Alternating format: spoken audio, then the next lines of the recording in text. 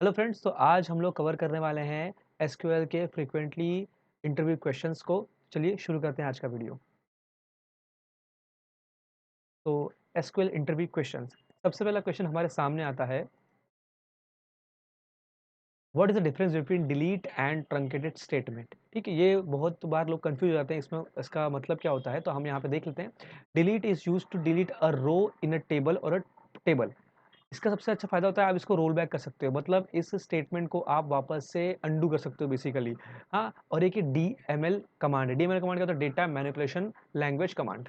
ठीक है, और ये थोड़ा स्लो होता है as compare to truncated statement. हालांकि ट्रंकेटेड स्टेटमेंट से आप सारे टेबल को डिलीट कर सकते हो, all rows of the table आप डिलीट कर सकते हो। इसको आप रोल बैक नहीं कर सकते, मतलब आप इसको अंडू नहीं कर सकते हो। और एक डीडीएल कमांड है, मतलब डेफिनेशन डिफाइंड लैंग्वेज कमांड है। ठीक है, it is faster than delete command. ठीक है, नेक्स्ट क्वेश्चन की तरफ बढ़ते हैं हम।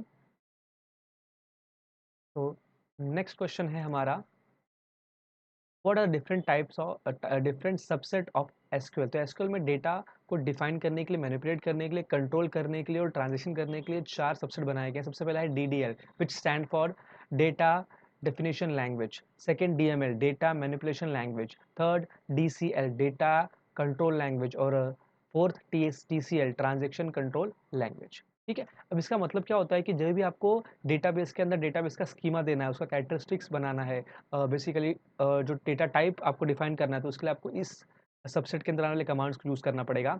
आपको डेटा के साथ मैनिपुलेशन करना है, आपको डेटा को डिलीट करना है। हमने देखा था पिछले क्वेश्चन में कि डीएमएल कमांड है डिलीट, तो आपको डिलीट करना है, तो आपको डीएमएल कमांड्स में जो भी कमांड्स आएंगे उसको यूज़ करना पड़ेगा, जो भी स्टेटमेंट्स आएंगे उसको यूज़ करना पड़ेगा। डीसीएल में क्या होता है कि अगर आप एक ऑर्गेनाइजेशन में काम करते हो तो सारे एम्प्लॉयज़ को तो एक्सेस नहीं होगा डेटाबेस का, तो आप डीसीएल कमांड्स के थ्रू स्पेसिफिक एम्प्लॉयज़ को कौन कौन सा एक्सेस मिलेगा उसको डिफाइन कर सकते हो। It includes commands which deal with the rights, permission and other controls of the database system। और TCL क्या होता है कि it includes a command which mainly deals with the transaction of data। तो अगर आपको इंटरव्यू पूछा जाए कि what are the four subsets of SQL, तो आप बोल सकते हो DCL, DDL, DML, TCL और TCL। ठीक है, नेक्स्ट क्वेश्चन है हमारा, what do you mean by DMS? What are its different types? DMS का मतलब होता है Data Management System. It is a software application that interacts with user, application and database itself to capture and analyze data. The data stored in database can be modified, retrieved and deleted, and can be of any type like string, numbers, images. और एक हमारा सबसे famous DMs software कौन सा है? Open source my SQL. तो माई एक software होता है जिसके ऊपर आप डेटा को रिट्रीव कर सकते हो, डिलीट कर सकते हो, मैनिपुलेट कर सकते हो, डेटा के डिफरेंट डिफरेंट टाइप्स डिफाइन कर सकते हो।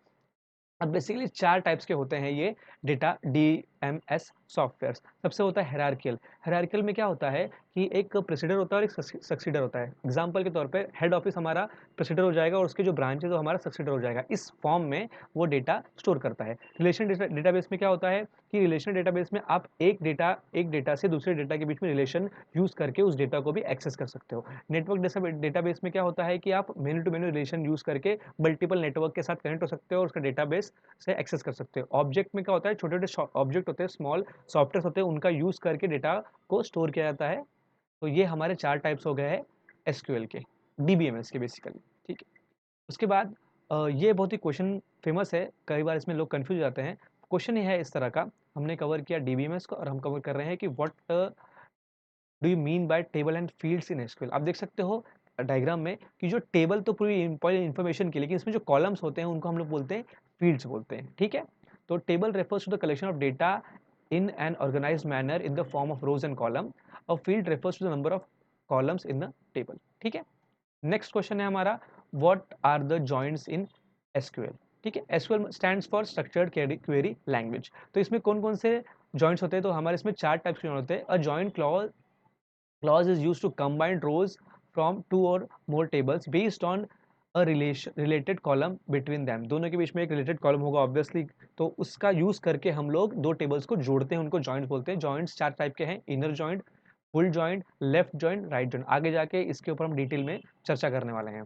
नेक्स्ट क्वेश्चन है हमारा, what what is the difference between char and where char data type in SQL. कई बहुत बार ये क्वेश्चन पूछा जाता है इंटरव्यूज में, लेकिन लोग इसको लेकर कंफ्यूज रहते हैं, तो आज इसका कंफ्यूजन क्लियर करते हैं हम। कैर इज यूज फॉर स्ट्रिंग, दोनों स्ट्रिंग के लिए यूज करते हैं हम लोग।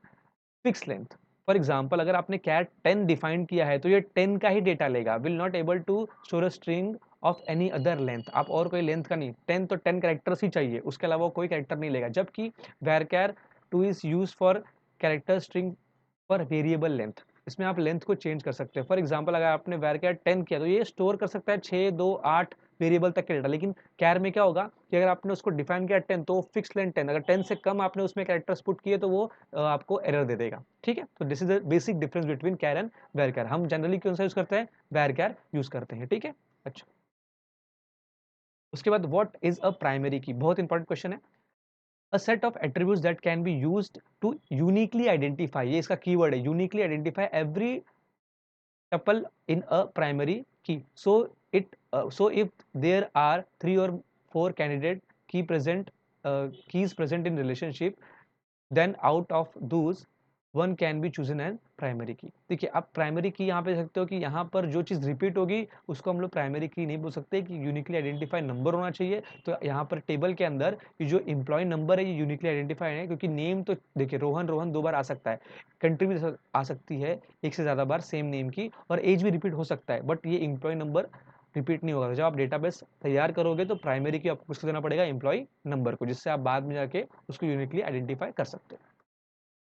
नेक्स्ट क्वेश्चन आता है हमारा, what are the constraint. Constraint का मतलब होता है, constraint are used to specify limit on the data type of the table. आप कोई डेटा टाइप इंटर कर रहे हो तो उसमें आपको कोई लिमिट लगाना है, कोई कंस्ट्रेंट लगाना है, तो उसके लिए हम लोग कंस्ट्रेंट्स का यूज करते हैं। It can be specified while creating और अल्टरिंग द डेटा स्टेटमेंट। जब आप क्रिएट करते हो या फिर उसको अल्टर करते हो, दोनों टाइम पे आप कंस्ट्रेंट्स का यूज कर सकते हो। बेसिकली 5 टाइप के कंस्ट्रेंट आपको पता होने चाहिए। सबसे पहला not null, ensure that a null value can not be stored in a column. जब भी आप डेटा डालोगे तो अगर आपने नॉट नल का यूज किया है तो आप नॉट नल मतलब कोई भी डेटा नहीं डाला आपने ऐसा, तो वो हो नहीं हो सकता, आपको वहाँ पे डेटा डालना पड़ेगा। ठीक है, फॉर एग्जाम्पल एम्प्लॉय नंबर, तो एम्प्लॉय नंबर आपको डालना ही पड़ेगा। ठीक है, आप नहीं डालोगे तो एरर दे देगा, क्वेरी रन नहीं होगी। Unique, this constraint make sure that all values in a column are different. ठीक है, जैसे एम्प्लॉय नंबर है, एम्प्लॉय नंबर 1 2 3 4 होना चाहिए, आपने 4 वापस डाल दिया तो ये इंश्योर करेगा कि आप रिपीट ना करो नंबर को। ठीक है, हर चीज क्या होनी चाहिए, constraint that values are column are different, हर कॉलम डिफरेंट होना चाहिए। उसके बाद check, this constraint ensure that all the values in a column specify condition. आप चेक के साथ एक कंडीशन दे सकते हो। तो जब भी आप डेटा टाइप डालोगे या फिर क्वेरी रन करोगे, आप एक्सट्रैक्ट करोगे डेटा, तो पहले चेक करेगा कि आपका पर्टिकुलर कंडीशन ये सेटिस्फाई करता है कि नहीं। सेटिस्फाई करने के बाद ही वो आपको क्वेरी का रिजल्ट देगा। Default, this constraint consists of a set of default values for a column when no value is specified। देखिए अगर आपने कोई वैल्यू स्पेसिफाइड नहीं किया और आपने नॉट नल लगाया तो एरर आ जाएगा। तो मैं चाहता हूं कि मैं कोई अगर कोई स्पेसिफाई वैल्यू नहीं करूं तो एक डिफॉल्ट वैल्यू ने सेट करके रखी वो आ जाए।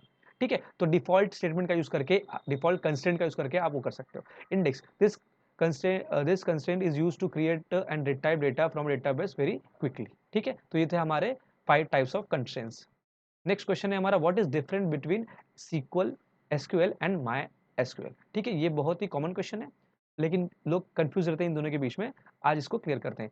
SQL is a standard language, जिसका मतलब है structured query language, which stand for structured query language based on English language। SQL is a core of relational database which is used for accessing managing database। it is a language। SQL कोई database management system नहीं है, it is just a language which is in English, जिसका use करके हम लोग data से बात करते हैं, कंप्यूटर से बात करते हैं डेटा एक्सट्रैक्ट करने के लिए।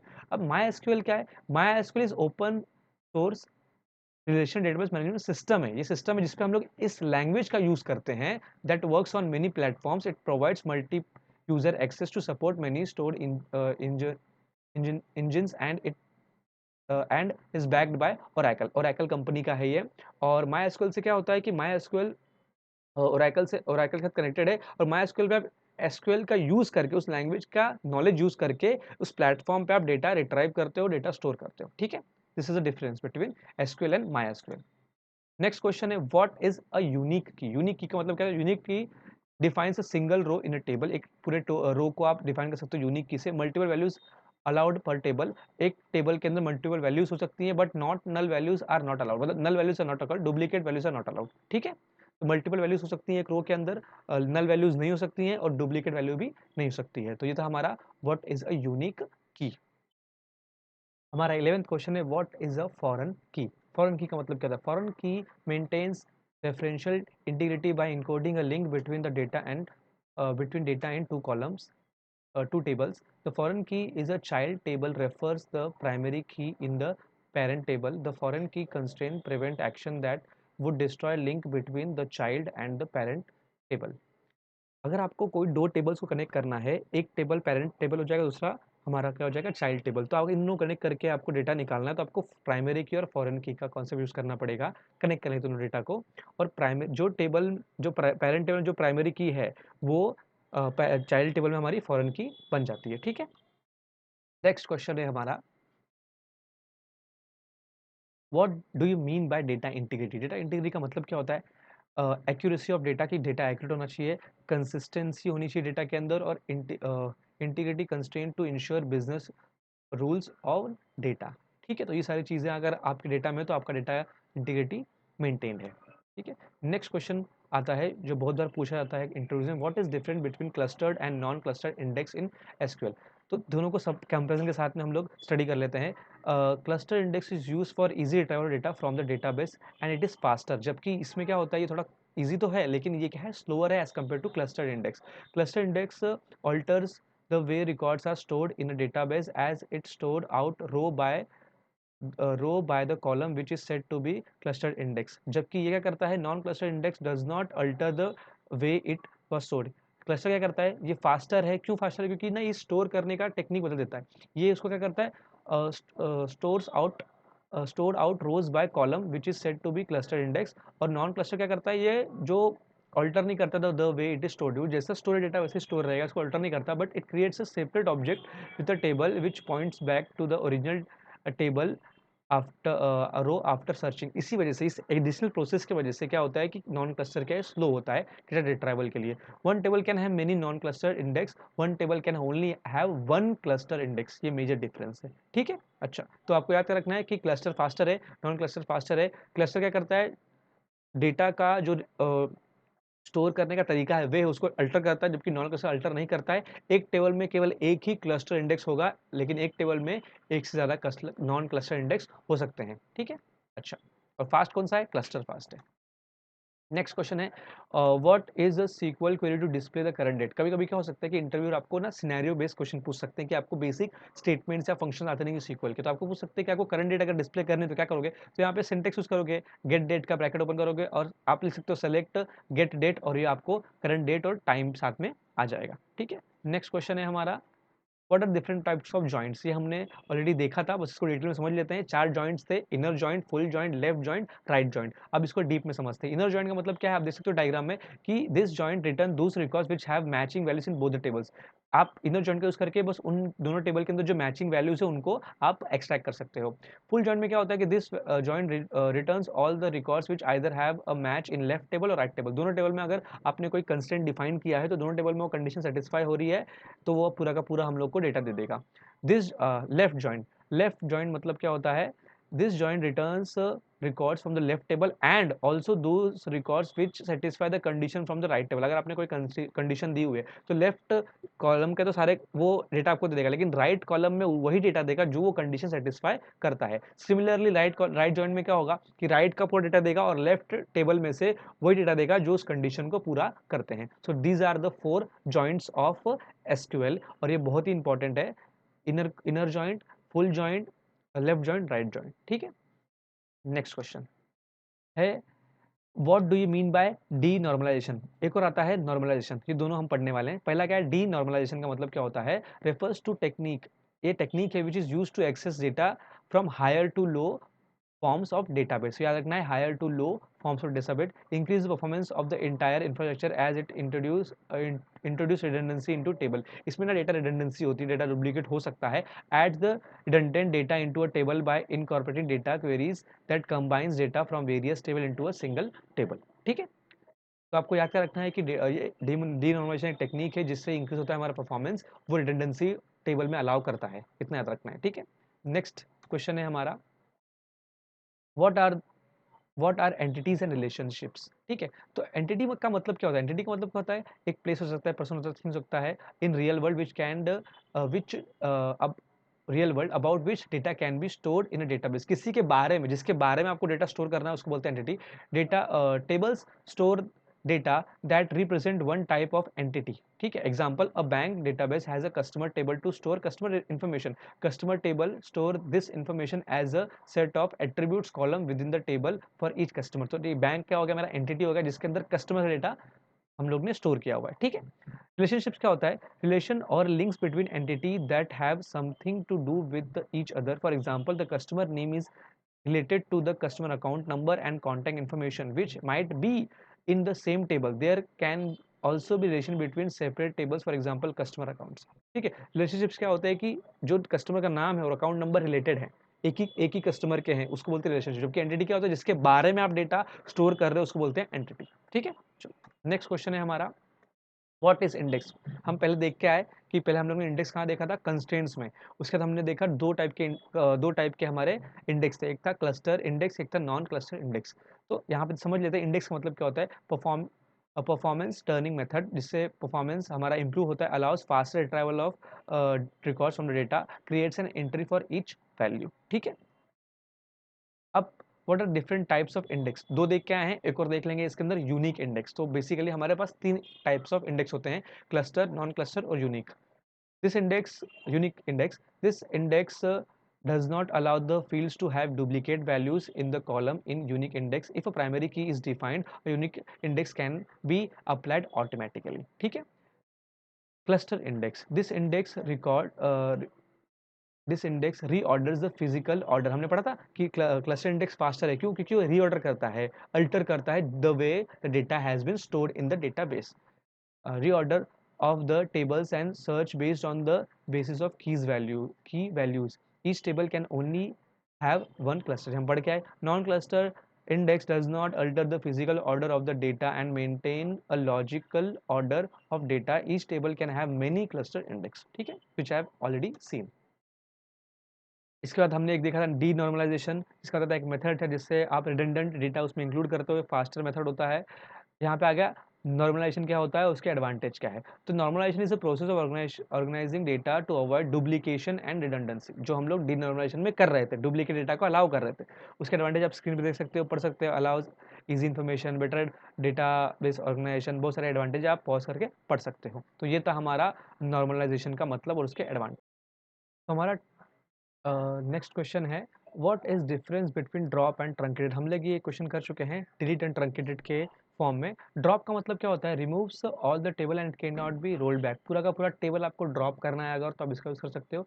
Remove all rows from the table and can not be rolled back, दोनों रोल बैक नहीं होंगे, लेकिन इसमें आपको टेबल का डेटा गायब हो जाएगा, टेबल गायब नहीं होगा. ड्रॉप के अंदर पूरा का पूरा टेबल ही आप डिलीट कर दोगे. ठीक है, और उसको रोल बैक नहीं कर सकते.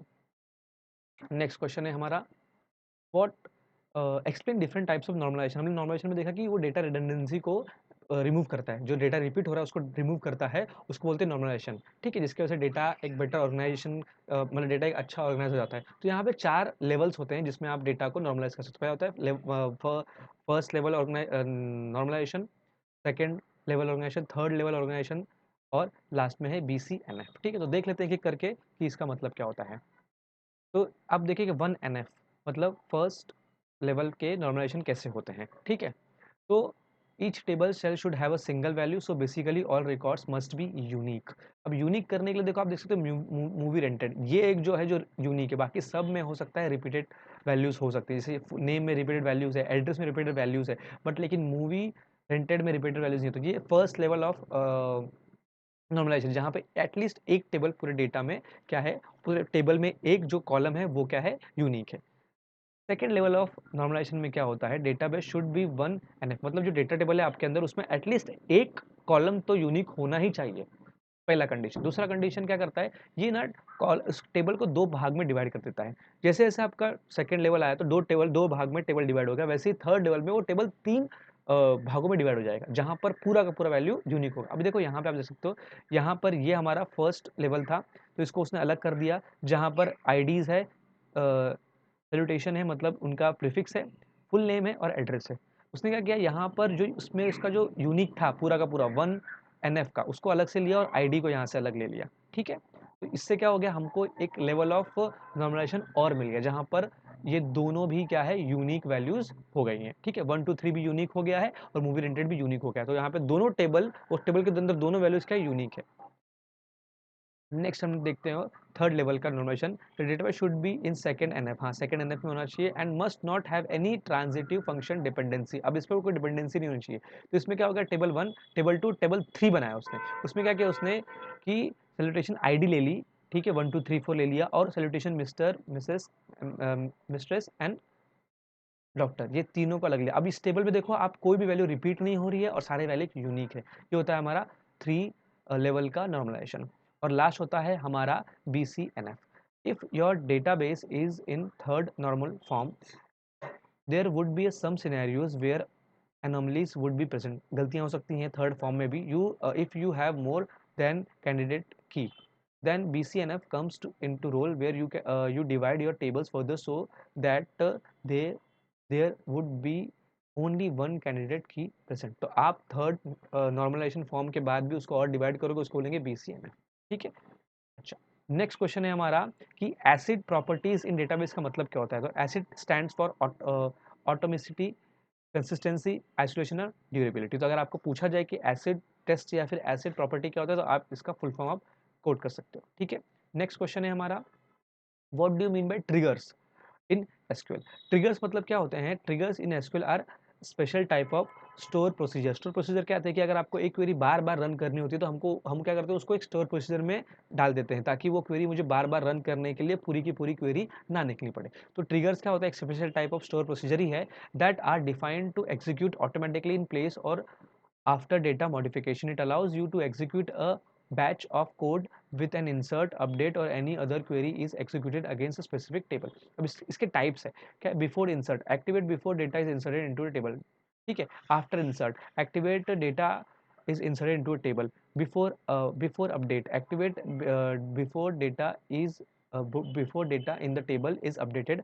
After update, activated after the data in table is updated. Before delete, activate before data is removed from the table, and after delete, activate after data is removed from the table, ठीक है। तो ये होते हैं हमारे triggers, ठीक है। Next question है हमारा, बहुत डिफरेंट टाइप ऑफ ऑपरेटर्स हम लोग देखते हैं SQL में। तो अरिथमेटिक ऑपरेटर्स है, बिट वाइज ऑपरेटर्स है, कंपैरिजन ऑपरेटर्स है, कंपाउंड ऑपरेटर्स है और लॉजिकल ऑपरेटर्स हैं, ठीक है। Next, are null values same as that of zero और अ ब्लैंक स्पेस, ठीक है। इसका मतलब होता है कि नल वैल्यूज का मतलब जीरो होता है या फिर ब्लैंक स्पेस होता है, तो ऐसा नहीं है। Null value is not at all same as zero or a blank space. Null value represent a value which is unavailable. null का मतलब क्या होता है, वहां पे वैल्यू ही नहीं है, एक वैल्यू ही नहीं है, अननोन वैल्यू या फिर असाइन नहीं किया या फिर not applicable. Whereas zero एक नंबर, एक वैल्यू है जीरो, और ब्लैंक क्या है, कैरेक्टर है। तो नल और जीरो और ब्लैंक ये सब सेम नहीं है। नल क्या होता है कि कोई चीज़ डिफाइन नहीं की गई है, इसलिए वो नल वैल्यू आ गई वहाँ पे, या फिर वो चीज़ वहाँ पे है ही नहीं। जीरो एक एक्चुअली नंबर है और ब्लैंक स्पेस एक कैरेक्टर है, ठीक है। नेक्स्ट क्वेश्चन है कि what is difference between cross joint and natural joint. हम लोग ने तो चार जॉइंट पढ़े थे, inner joint, full joint, left joint और राइट जॉइंट। क्रॉस जॉइंट का मतलब कहता है प्रोड्यूसेस द क्रॉस प्रोडक्ट और a cartesian product of two tables, ठीक है। जबकि नेचुरल जॉइंट क्या करता है, based on all columns having the same name and data types in the both the tables. जब दोनों टेबल के अंदर कोई ना कोई कॉलम मैच करेगा तब नेचुरल जॉइंट का यूज होगा। नेचुरल जॉइंट यूज करेंगे। क्रॉस जॉइंट कब करेंगे, जब क्रॉस प्रोडक्ट्स के बीच में हम लोग को जॉइंट्स दो टेबल के बीच में लगाना पड़ेगा, ठीक है। नेक्स्ट, सब क्वेरी का मतलब क्या होता है। सब क्वेरी का मतलब होता है कि क्वेरी के अंदर क्वेरी, आप देख सकते हैं यहाँ पे एक आउटर क्वेरी है, एक सब क्वेरी है जिसको इनर क्वेरी बोलते हैं। तो एक क्वेरी लिखी मैंने और उसके अंदर मैंने कंडीशन देते हुए एक और क्वेरी लिखी सेलेक्ट के फॉर्म में, जिसको मैंने सब क्वेरी बोला। तो sub query is a query inside another query where a query is defined to retrieve data और information back from the database.